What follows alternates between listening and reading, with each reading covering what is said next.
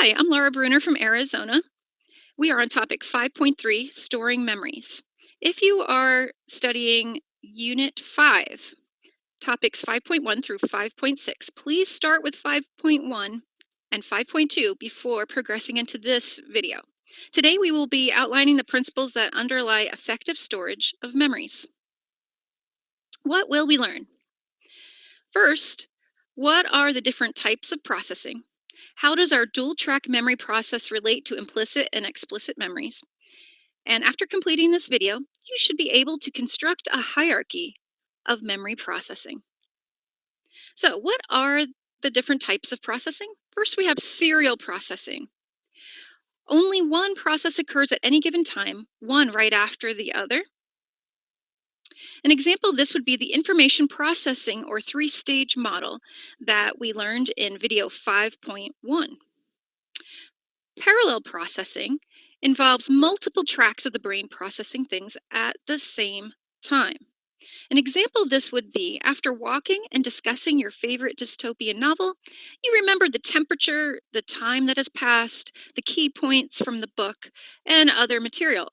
And you may not have consciously processed some of that information, and some of it you may have.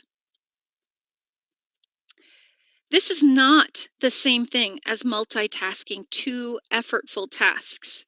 Some of this would have to be automatic and then one effortful process happening. We as humans are not good at multitasking, and parallel processing does not relate to that. Okay, so this dual track parallel processing um, also can be broken down into effortful processing, as we said, where you have explicit declarative memories, which are your experiences and the facts that you've remembered throughout your life. This can be explained through the information processing model. There's also the automatic processing that I just referred to, which involves implicit, non declarative memories that are encoded unconsciously. These often involve things like how long something takes, or the space that you experienced it in, or how frequently it happens to you.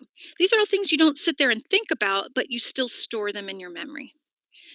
This can also include procedural memory and classical conditioning that we learned in Unit 4.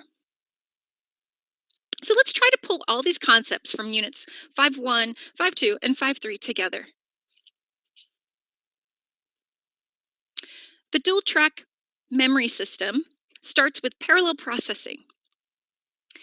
If we look at the branch towards effortful processing, we can move towards information processing three-stage model that we looked at in the last topic, where we start with sensory memory, which moves to short-term or working memory, and then is placed in long-term memory.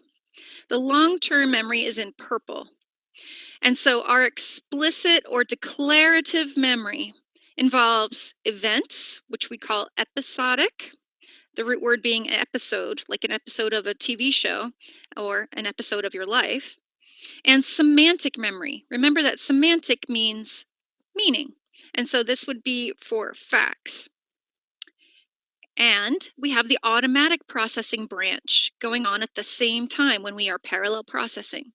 So maybe at the same time that you are remembering an experience in your life, you're also storing implicit or non declarative memory.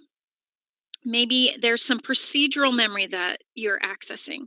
Maybe you're remembering how much time the event is taking, and you're thinking, "Wow, this is taking longer than it usually does." And so you store how long it took or how many times it's happened to you. And also, classical conditioning could be part of this as well.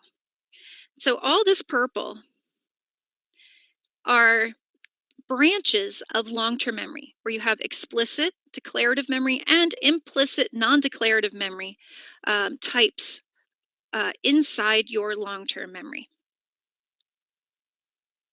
So what should we take away today? What are the different types of processing? We have serial versus parallel, parallel having multiple paths going at once, and effortful versus automatic, effortful being in our conscious awareness and the automatic often not. How does this dual track or parallel processing relate to explicit and implicit memories? Explicit or declarative memories are part of the effortful system, and the implicit or non declarative memories are part of the automatic system. Are you able to represent these systems in a hierarchy and explain them to a friend? Try it out. Thank you for joining me. And remember, psychology is powerful. Use it for good.